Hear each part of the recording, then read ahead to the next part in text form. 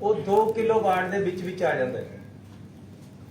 ਤੇ ਮੈਂ ਜੋ ਸਰਵੇ ਕਰਾਇਆ ਹੈ, ਜੋ ਮੈਂ ਉਮਰ ਦੇ 2 ਕਿਲੋਵਾਟ ਦੇ ਤੱਕ ਦੇ, ਚਾਹੇ ਉਹਦਾ 1 ਕਿਲੋਵਾਟ ਲੋਡ ਹੈ, ਚਾਹੇ ਉਹਦਾ 500 ਵਾਟ ਲੋਡ ਹੈ, ਚਾਹੇ 1.5 ਕਿਲੋਵਾਟ ਲੋਡ ਹੈ, 2 ਕਿਲੋਵਾਟ ਤੱਕ ਦੇ ਕੰਜ਼ਿਊਮਰ ਜਿੰਨੇ ਹੈਗੇ ਆ ਪੰਜਾਬ ਦੇ ਵਿੱਚ, ਜਿਹੜੇ ਕਿ ਲਗਭਗ 80% ਹੈ ਜਾਂ 75% ਹੈ ਟੋਟਲ ਆਬਾਦੀ ਦੇ, ਉਹਨਾਂ ਦਾ ਪਿਛਲਾ ਜਿਹੜਾ ਬਿੱਲ ਆਇਆ ਹੈ,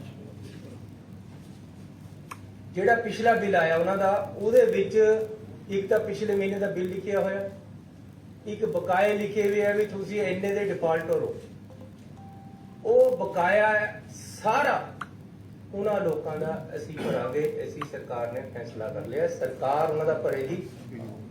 ਤੇ ਨਾਲ ਜਿਨ੍ਹਾਂ ਦੇ ਬਿਜਲੀ ਦੇ ਕਨੈਕਸ਼ਨ ਇਸ ਕਰਕੇ ਕੱਟੇ ਗਏ ਕਿ ਜੀ ਉਹ ਡਿਫਾਲਟਰ ਸੀਗੇ, ਉਹਨਾਂ ਦੇ ਪੈਸੇ ਨਹੀਂ ਜਮ੍ਹਾਂ ਕਰਾ ਹੋਏ, ਉਹਨਾਂ ਦੇ ਬਿਜਲੀ ਦੇ ਕਨੈਕਸ਼ਨ ਦੁਬਾਰੇ ਲਗਾ ਦਿੱਤੇ ਜਾਣਗੇ ਬਿਨਾ ਕੋਈ ਪੈਸਾ ਲਏ। 1500 ਰੁਪਇਆ ਫੀਸ ਹੈ ਦੁਬਾਰੇ ਕਨੈਕਸ਼ਨ ਲਵਾਉਣ ਦੀ, ਉਹ ਵੀ ਉਹਨਾਂ ਦੀ ਅਸੀਂ ਭਰਾਂਗੇ, ਉਹਨਾਂ ਨੂੰ ਕੋਈ ਭਰਨ ਦੀ ਲੋੜ ਨਹੀਂ।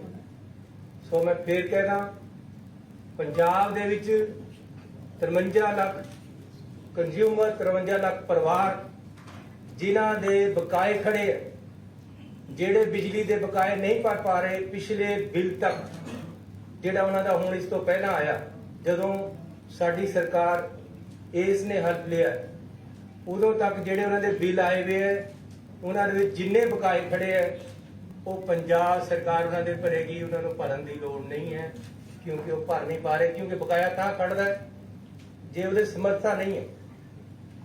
ਅਸੀਂ ਇਹੀ ਮਾਪਦੰਡ ਰੱਖਿਆ ਹੈ ਕਿ ਬਕਾਇਆ ਤਾਂ ਖੜਾ ਹੈ ਜੇ ਸਮਰੱਥਾ ਨਹੀਂ ਹੈ। ਜਿਹਦੇ ਚ ਬਿੱਲ ਭਰਨ ਦੀ ਸਮਰੱਥਾ ਨਹੀਂ ਹੈ, ਉਹਦੇ ਵਾਸਤੇ ਪੰਜਾਬ ਸਰਕਾਰ ਹੈ, ਉਹਦੇ ਵਾਸਤੇ ਮੈਂ, ਉਹਦੇ ਵਾਸਤੇ ਅਸੀਂ ਸਾਰੇ ਜਣੇ ਖੜੇ ਹਾਂ। ਤੇ ਉਹਦੇ ਸਾਰੇ ਬਿੱਲ ਅਸੀਂ ਅੱਜ ਪੰਜਾਬ ਸਰਕਾਰ ਨੇ ਭਰਨੇ ਹੈ। ਉਹਨਾਂ ਦੇ ਆਪਣੇ ਬਿੱਲ ਮਾਫ ਹੋ ਗਏ ਹੈ। 55,000 ਹੈ ਕਿ 55 ਲੱਖ ਹੈ? 55 ਲੱਖ ਪਰਿਵਾਰ ਹੈ, 53 ਲੱਖ ਜਿਨ੍ਹਾਂ ਦੇ 2 ਕਿਲੋਵਾਟ ਤੱਕ ਦਾ ਲੋਡ ਹੈ।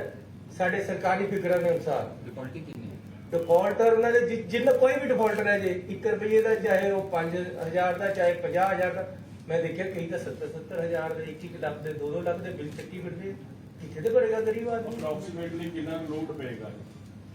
ये लोड अप्रोक्सीमेटली 1200 करोड़ रुपये के लगभग पंजाब सरकार को पैना। अजे इस तो ज्यादा हो सकता है, ये अजे मैं कहना जी, चाहे वो सारी उम्र का डिफॉल्टर है, किसी ने चाहे 50 साल के पैसे जमा कराए, चाहे 10 साल के नहीं कराए, चाहे 14 साल के नहीं कराए, चाहे 1 साल के नहीं कराए, चाहे 1 महीने के नहीं कराए, जेड़ा पिछला बिल आया किसी का, ਉਹਦੇ ਜਿਹੜਾ ਬਕਾਇਆ ਲੱਗ ਕੇ ਆਇਆ ਉਹ ਸਾਰਾ ਮਾਫ।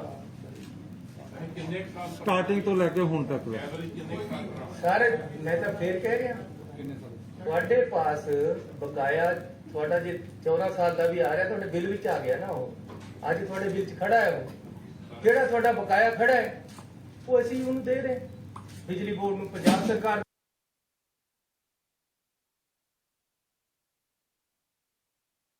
ਦੇਗੀ, ਦੇਣਾ ਤਾਂ ਪਏਗਾ ਸਾਨੂੰ, ਮਾਫ ਨਹੀਂ ਹੋ।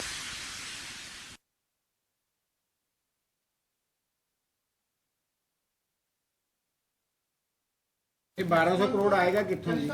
1200 करोड़ सितंबर है, अक्तूबर है, 1 ਤੋਂ ਹੋਊਗਾ ਆਪਣਾ ਸ਼ੁਰੂ। ਮੈਂ ਫੇਰ ਦੱਸ ਰਿਹਾ ਜੀ, हर किसी का बिल किसी ना किसी दिन आया, चाहे 15 दिन पहला आया, चाहे 1 महीना पहला आया, चाहे कल आया, जब बिल आया पिछला, ऐसी पिछला बकाया देखना, जेडे इस महीने का अगला उन्होंने पैसा आएगा उन्होंने देना है, उन्होंने अगे बिल जारी देने हैं। लेकिन जो पुराना बकाया था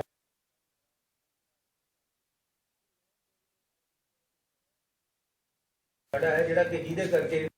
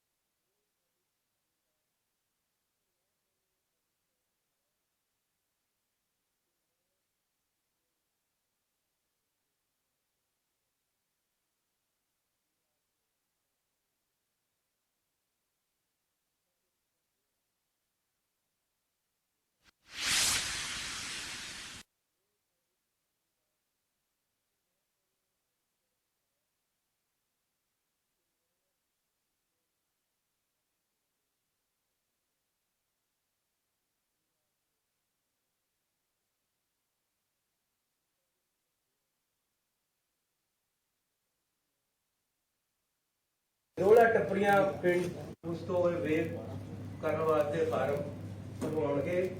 ਸਾਡੀ ਕਮੇਟੀ ਦੇਖ ਕੇ ਉਹਨੂੰ ਸੀਐਮ ਇਹਦਾ ਨੋਟੀਫਿਕੇਸ਼ਨ ਕਦ ਕਰ ਦਿੱਤਾ ਜਾਊਗਾ ਜਿਹੜਾ ਸਹੂਲਤ ਮਿਲਣੀ ਹੈਗੀ ਹੈ? ਜਦ ਮੈਂ ਕਹਿਤਾ ਲਾਸਟ ਡੇਟ ਹੋ ਗਿਆ ਅੱਜ ਹੋਇਆ ਉਹਦੇ ਜਿੰਨਾ ਬਕਾਇਆ ਖੜਾ ਉਹ ਸੀਐਮ ਸਾਹਿਬ ਕੋਈ ਇਹੋ ਜਿਹਾ ਬਕਾਏ ਦਾ ਮਤਲਬ ਫਿਰ ਸਮਝ ਲਓ ਕਿ ਰੈਗੂਲਰ ਬਿੱਲ ਨਹੀਂ, ਜੇ ਇਸ ਮਹੀਨੇ ਦਾ ਆਇਆ ਉਹ ਬਿੱਲ ਨਹੀਂ ਜੋ ਬਕਾਇਆ ਖੜਾ ਹੈ। ਸੀਐਮ ਸਾਹਿਬ ਇਹ ਇਹੋ ਜਿਹਾ ਕੋਈ ਮੈਕੈਨਿਜ਼ਮ ਬਣਾਇਆ ਕਿ ਹੁਣ ਤਾਂ ਤੁਸੀਂ ਬਿੱਲ ਮਾਫ ਕਰ ਦੋਗੇ, ਜੇ 2 ਮਹੀਨੇ ਬਾਅਦ ਫਿਰ ਉਹੀ 50-50 ਹਜ਼ਾਰ ਬਿੱਲ ਆ ਗਏ, ਇਹ ਜਾਣਨ ਦੀ ਕੋਸ਼ਿਸ਼ ਕੀਤੀ ਵੀ ਕਿਉਂ ਬਿੱਲ ਆ ਰਹੇ? ਇਹਦੇ ਬਾਰੇ ਅਗਲੀ ਜਿਹੜੀ ਤੁਸੀਂ ਗੱਲ ਪੁੱਛ ਰਹੇ ਹੋ, ਮੈਂ ਅਗਲੀ ਪ੍ਰੈਸ ਕਾਨਫਰੰਸ ਦੱਸਾਂਗਾ 2 ਜਾਂ 3 ਦਿਨਾਂ ਦੇ ਬਾਅਦ ਕਿ ਕਿਸ ਤਰ੍ਹਾਂ ਐਸੀ ਆਮ ਬੰਦੇ ਦਾ ਜਿਹੜਾ ਬਿੱਲ ਹੈ ਉਹਨੂੰ ਕੰਟਰੋਲ ਕਰ ਰਹੇ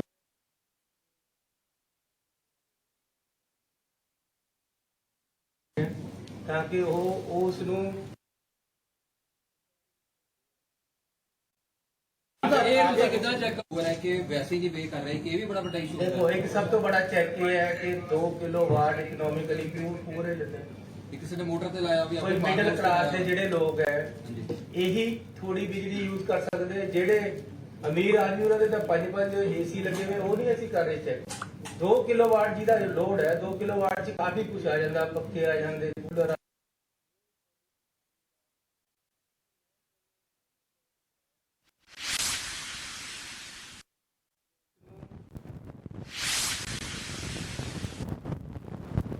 ਇਹ ਕਿਦਾਂ ਚੈੱਕ ਹੋ ਰਿਹਾ ਕਿ ਵੈਸੇ ਜੀ ਵੇ ਕਰ ਰਹੇ ਕਿ ਇਹ ਵੀ ਬੜਾ ਵੱਡਾ ਇਸ਼ੂ ਹੈ। देखो एक सब तो बड़ा चेक ये है कि 2 किलोवाट इकोनॉमिकली पूरे लेते हैं।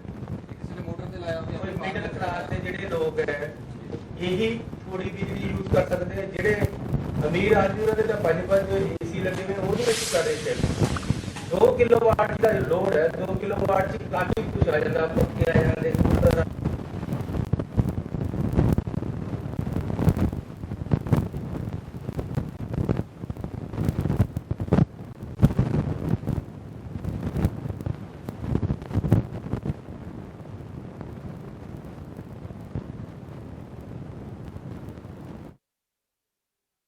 ਸੁਧਾਰਿਆ ਜਾਵੇ। ਇੱਕ ਪੁਰਾਣਾ ਨੈਕਸਸ ਹੈ ਉਹਨੂੰ ਤੋੜਨਾ ਹੈ, ਔਰ ਅਸੀਂ ਉਹਨੂੰ ਤੋੜਨ 'ਚ ਕਾਮਯਾਬ ਹੋ ਰਹੇ ਹਾਂ। ਬੜੀ ਛੇਤੀ ਤੁਸੀਂ ਦੇਖੋਗੇ ਕਿ ਰੇਤ ਮਾਫੀਆ ਖਤਮ ਹੋ ਜਾਣਾ। ਮੈਂ ਨਵੀਂ ਪਾਲਿਸੀ ਲੈ ਕੇ ਆ ਰਿਹਾ, ਉਹਦੀ ਮੇਰੀ ਤਿਆਰੀ ਚੱਲ ਰਹੀ ਹੈ।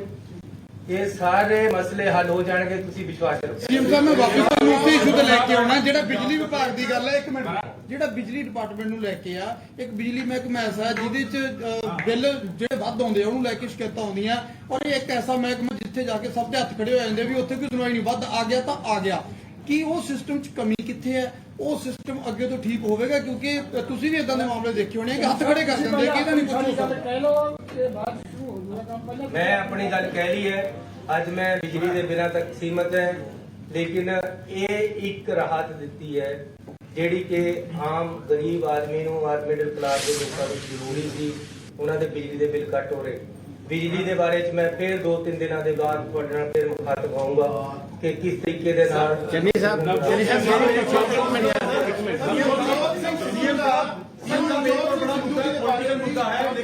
इस्तीफा दिया उन्होंने, नाराजगी जाहिर की है, उन्होंने इस्तीफा दिया है और उन्होंने अपना एक वीडियो जारी किया है। उसमें कहीं ना कहीं आपके ऊपर निशाना साधा है कि आपने एडवोकेट जनरल, डीजीपी और जो मंत्री हैं दागी, वो आपने अपनी कैबिनेट में शामिल किए और आप ऐसे अफसरों को लगा रहे हैं जिसका इतिहास भी कहीं ना कहीं दागी है। इस बात को लेकर नाराजगी जाहिर करते हुए उन्होंने इस्तीफा दे दिया है। इस्तीफे की कॉपी सोनिया गांधी को भेजी है और बाकायदा ट्विटर पर लाइव होकर उन्होंने अपना वीडियो भी जारी किया। ਏਜੀ ਔਰ ਡੀਜੀ ਨੂੰ ਸਿੱਧੇ ਤੌਰ ਤੇ ਇਤਰਾਜ਼ ਉਹਨਾਂ ਨੂੰ। ਦੇਖੋ ਜਿਹੜਾ ਪ੍ਰਧਾਨ ਹੁੰਦਾ है वो हिंदी में बोल दो सर, लाइव हिंदी में बोल दीजिए। जो प्रधान होता है पार्टी का वो हेड होता है। तो हेड ने परिवार में बैठकर अपनी मजबूती से बात रखकर अपनी बातों को आगे लेकर आना होता है। सो मैंने आज भी सिद्धू साहब से टेलीफोन पे बात की है कि पार्टी सुप्रीम होती है, सरकार पार्टी की आइडियोलॉजी को मानती है और उसके ऊपर चलती है। आप आओ, बैठकर बात करो। जिस तरीके से आपको कोई गलतियां लग रही हैं वो पहले भी आप कर सकते थे, आप भी आप कर सकते कोई बंदे सब दो लगाए आपने, कोई दो मेंबर बात करने के लिए बात करने के लिए behalf of the chief minister Channi साहब के बिहाफ पर उनको बात करने के लिए दो बंदों की ड्यूटी लगाई है। क्या प्रगट सिंह या सिंगला हैं। प्रगट सिंह और कई मंत्री साहबान कल गए थे, आज या कल बात हो जाएगी बैठकर, वो उनको इन्वेंट करते हैं। चन्नी साहब ਤੁਹਾਡਾ ਫਲੋ ਰੁਕਦਾ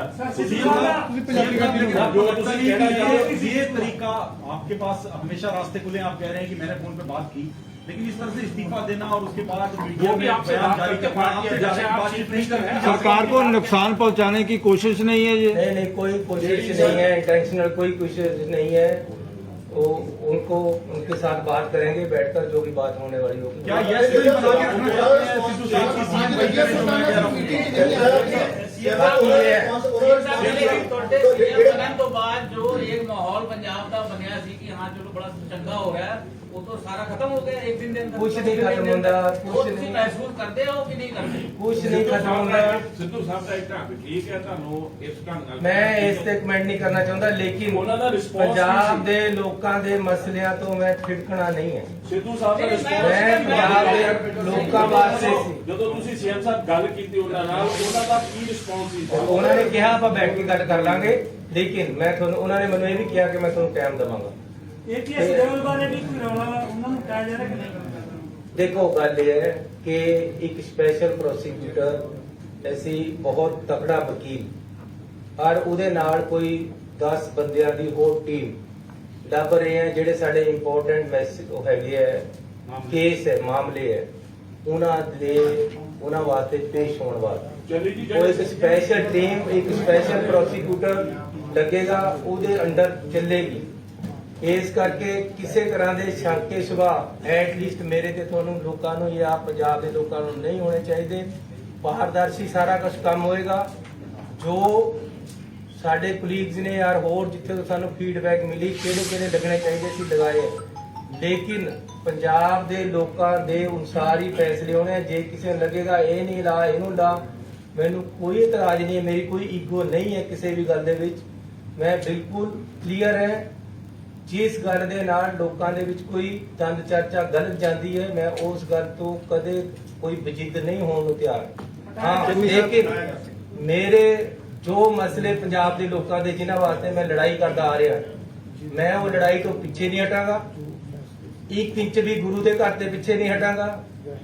ਕਿਸੇ ਤਰ੍ਹਾਂ ਦੀ ਗਰਦਾਰੀ ਜਾਂ ਕਿਸੇ ਤਰ੍ਹਾਂ ਦੀ ਬੇਈਮਾਨੀ ਜਾਂ ਕਿਸੇ ਤਰ੍ਹਾਂ ਦੀ ਕਰਪਸ਼ਨ ਜਿੰਨੇ ਦੇਰ ਮੈਂ ਮੁੱਖ ਮੰਤਰੀਆਂ ਨਹੀਂ ਹੋਏਗੀ, ਇਹ ਮੈਂ ਬਿਲਕੁਲ ਤੁਹਾਨੂੰ ਵਿਸ਼ਵਾਸ ਡੀਜੀਪੀ ਦੇ ਏਜ ਹੀ ਰਹਿਣਗੇ। ਚੰਨੀ ਸਾਹਿਬ